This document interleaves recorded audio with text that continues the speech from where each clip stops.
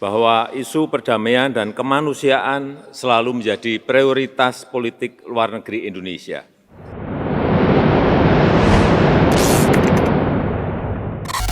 Presiden Joko Widodo bertemu dengan Presiden Rusia Vladimir Putin di Istana Kremlin pada Kamis 30 Juni. Dalam pertemuan itu, Presiden Jokowi menyampaikan beberapa poin yang menjadi pembahasan bersama Presiden Putin. Kedua pemimpin negara itu menggelar konferensi pers seusai melakukan pembicaraan.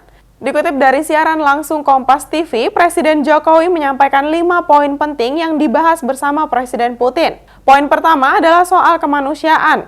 Jokowi mengatakan konstitusi Indonesia mengamanatkan bahwa Indonesia selalu berupaya untuk berkontribusi dalam terciptanya perdamaian dunia. Atas dasar itulah Presiden Jokowi melakukan kunjungan ke negara yang berkonflik, yakni Ukraina dan Rusia. Kemudian poin kedua adalah soal penyelesaian konflik Rusia dan Ukraina. Menurut Jokowi, ruang dialog harus dikedepankan untuk mencapai penyelesaian konflik secara damai. Sementara poin ketiga adalah soal pentingnya rantai pasokan pangan dan pupuk bagi dunia. Presiden Jokowi menyampaikan bahwa saat ini negara-negara berkembang sedang terdampak dan kesulitan mendapatkan pasokan pangan dan pupuk. Lalu poin keempat adalah Presiden Putin memberikan jaminan keamanan untuk pasokan pangan demi kemanusiaan. Jaminan yang diberikan Putin selaras dengan upaya PBB untuk kembali memaksimalkan pasokan pangan dan pupuk dari Rusia maupun Ukraina ke tingkat global. Poin terakhir yaitu mengenai kerjasama antara Rusia dan Indonesia. Jokowi menyampaikan bahwa kedua negara berkomitmen untuk menjalin kerjasama di bidang investasi, perdagangan, serta turisme. Pertama-tama saya ingin menyampaikan terima kasih yang sebesar-besarnya kepada Presiden Putin yang sudah menerima kunjungan saya di Moskow. Beberapa hal yang saya bahas dan saya sampaikan dalam pertemuan.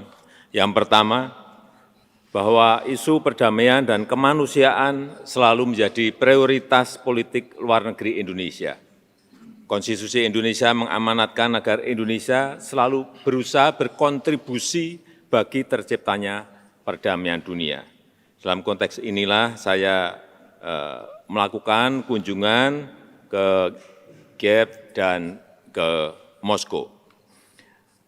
Yang kedua, sebagaimana yang saya sampaikan di Kiev, walaupun situasi saat ini masih sangat sulit, namun saya tetap menyampaikan bahwa penyelesaian damai penting untuk terus dikedepankan dan juga ruang-ruang dialog terus bisa dibuka.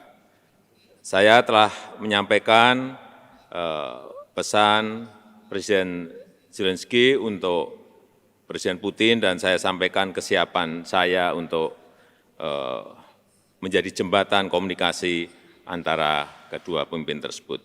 Yang ketiga, saya tadi banyak berdiskusi dan menekankan bahwa pangan dan pupuk adalah masalah kemanusiaan, merupakan kepentingan masyarakat dunia, dan ratusan juta orang terdampak dengan terganggunya rantai pasok pangan dan pupuk, terutama di negara-negara berkembang. Saya sangat menghargai Presiden Putin yang tadi menyampaikan bahwa memberikan jaminan keamanan untuk pasokan pangan dan pupuk, baik dari Rusia maupun dari Ukraina. Ini sebuah berita yang baik. Kemudian yang keempat, demi kemanusiaan, saya juga mendukung upaya PBB untuk reintegrasi komoditi pangan dan pupuk Rusia dan komoditi pangan Ukraina untuk masuk lagi dalam rantai pasok dunia. Dan khusus untuk jalur ekspor produk pangan Ukraina, terutama melalui jalur laut, tadi sekali lagi Presiden Putin sudah memberikan jaminannya. Dan yang kelima, tadi kami berdiskusi panjang mengenai kerjasama antara Rusia dan Indonesia, baik di bidang investasi, di bidang perdagangan maupun di bidang turisme, yang akan kita tindak lanjuti dengan membentuk tim agar bisa membahasnya secara detail. Sebagai penutup, dapat saya sampaikan bahwa Indonesia tidak memiliki kepentingan apapun kecuali ingin melihat perang dapat segera selesai dan rantai pasok pangan, pupuk, energi dapat segera diperbaiki karena ini menyangkut kehidupan ratusan juta orang bahkan miliaran manusia.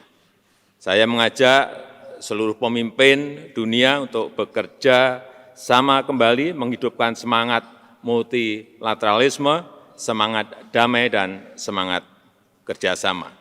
Hanya dengan spirit itulah perdamaian dapat dicapai. Terima kasih, Presiden Putin. Terima kasih.